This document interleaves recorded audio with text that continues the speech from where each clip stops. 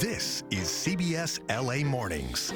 Good morning, everyone. Today is Saturday, March 21st. Welcome to CBS LA Mornings and streaming on CBS News Los Angeles.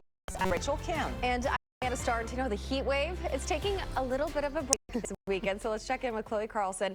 And I love how we keep saying it's a break, but I'm looking at the extended and I'm like, is it I'm really? still in the 90s. Sure. It's all relative.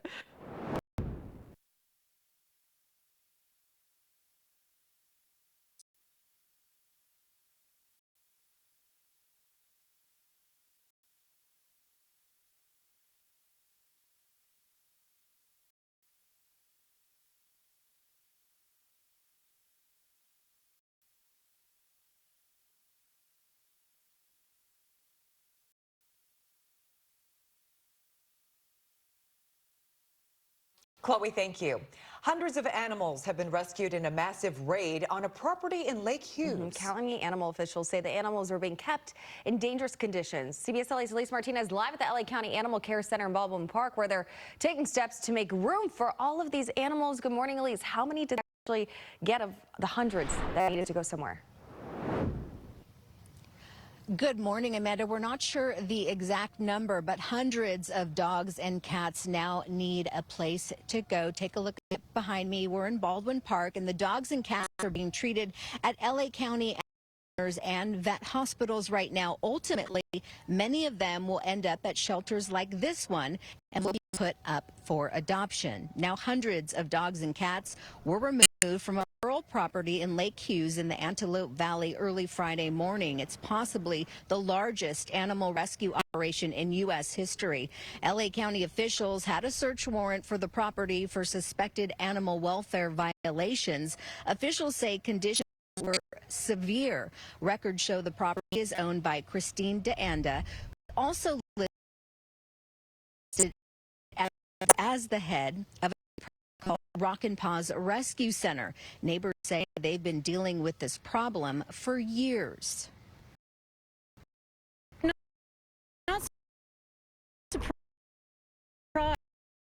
because we have not only listened to them, we have smelled them. The odor is horrific. There's no septic system on the property for the kennel. She's been supposedly a licensed 501c3 for about 26 years, according to her website. She's been collecting animals for a long time. And this morning we reached out to DeAnda but haven't heard back yet. So far, no arrests have been made. The DA will decide if any charges will be filed. We're told the animals rescued won't be available for a while, but all 7 animal care centers, which are usually closed on Sundays, will be open for adoptions to help make room for those animals. This center opens up at 11 today, and again, it will be open tomorrow on Sunday from 11 to 5. They're urging people to come and adopt, to donate money to help get these animals the care that they need. Live in Baldwin Park, Elise Martinez, CBS.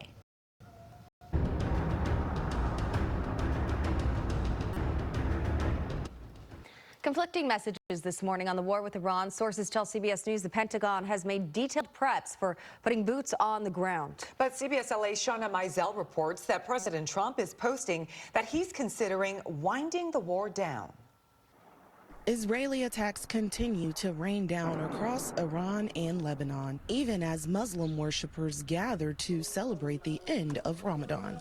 CBS News has learned the Trump administration is mulling options to secure or extract Iran's nuclear materials, and that Pentagon officials have made detailed preparations for deploying U.S. ground forces into the country. It's unclear whether the president will move forward with either scenario. He has not revealed his next steps, only posting on Truth Social the U.S. military is considering winding down its military operations. I may have a plan or I may not, but how would I ever say that to a reporter? Thousands of Marines are now being moved to the Middle East.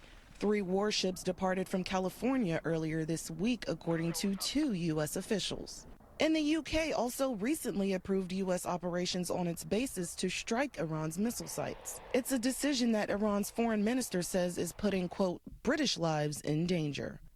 Around the globe, oil prices are steadily rising as Iran has effectively closed the Strait of Hormuz, a key waterway where about 20% of the world's oil is transported.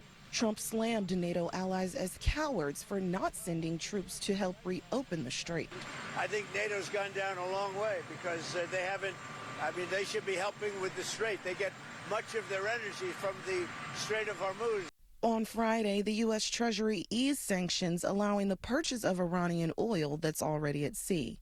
Treasury Secretary Scott Bessent says that could help free up around 140 million barrels of oil as energy prices soar. Shauna Mizell, CBS News. Well, the first day of spring yesterday marked the start of Nowruz celebrations in Beverly Hills. As the Persian New Year kicks off, Beverly Hills' mayor is the first Iranian-American woman to serve in that position and hopes this celebration will bring unity to the community. In a world that feels so divided right now, it's so refreshing to be able to find common ground.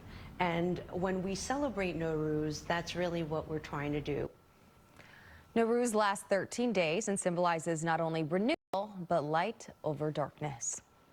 Stay with CBS LA as we continue to follow the war with Iran and its impact right here in Southern California. Hiking trails at Mount Baldy will reopen this weekend after another deadly winter at the popular mountain. 3 hikers were found dead in December after storms swept through. The Forest Service warns that even small storms can create fall hazards. A large crowd of family members and media gathered yesterday afternoon after getting word of a possible verdict in the landmark trial against social media platforms. No verdict was announced, so everyone will return on Monday. Jurors are deciding whether tech companies can be held responsible for harm to children using their platforms. TikTok and Snap settled before the trial began. Meta and YouTube refused to settle. We will let you know what happens on Monday. Action star and martial arts grandmaster Chuck Norris has died at the age of 86. Born in Oklahoma, Norris moved to Torrance as a child. He later opened a martial arts studio. His karate student suggested he try movies, and the rest, well, as Michael George says, is Hollywood history. Didn't work, huh? Now it will. Described as the ultimate tough guy, Chuck Norris made light work of laying down foes. Norris starred in more than 30 action films, becoming synonymous with the word macho. A compassionate guy who can stand up when he needs to stand up. His acting career, Norris started training in martial arts during an Air Force deployment in Korea. He achieved great competitive success, becoming a 6-time undefeated world professional middleweight karate champion. Norris founded his own style of karate as well as the United Fighting Arts Federation, awarding more than 3,300 eponymous black belts worldwide. TV's action crime series Walker, Texas Ranger put Norris in American living rooms every week for 9 seasons, even earning him an honorary Texas Ranger title. The 8.5 years on doing the Walker series was probably the most rewarding 8 years of my film career. You're the one people call a lone wolf? I've been called that. In 2012, he co-starred alongside action heavy hitters Sylvester Stallone, Arnold Schwarzenegger, Bruce Willis, and Jean-Claude Van Damme in The Expendables 2. Getting a chance to work with friends I've known for over 30 years, you know, Arnold, Sly, and Van Damme, and Bruce Willis, you know, I said this would probably be the only time I'd ever get to work with all of them at one time. So that's why. The actor was a vocal advocate for Second Amendment rights and actively campaigned for conservative political candidates. Norris's family described his passing as sudden, adding that he was at peace. Michael George, CBS News. Actor Sylvester Stallone is paying tribute to Chuck Norris, posting this photo on Instagram and calling Norris all-American in every way. Chuck Norris was married twice and is survived by 5 children. The moment K-pop fans have been waiting for arrived bright and early this morning. Supergroup BTS just held a long-awaited comeback concert, performing for the very first time in nearly 4 years. The show kicked off in South Korea at 4 a.m. our time and was streamed live on Netflix. The performance comes a day after they released their 5th studio album, Arirang. And next month, the world tour begins. The group comes to LA in September. The California Baptist Lancers stage a comeback in round 1 of March Madness. Now, sadly, they came up a little short. The hard-fought game brought cheers from a watch party at the Riverside campus.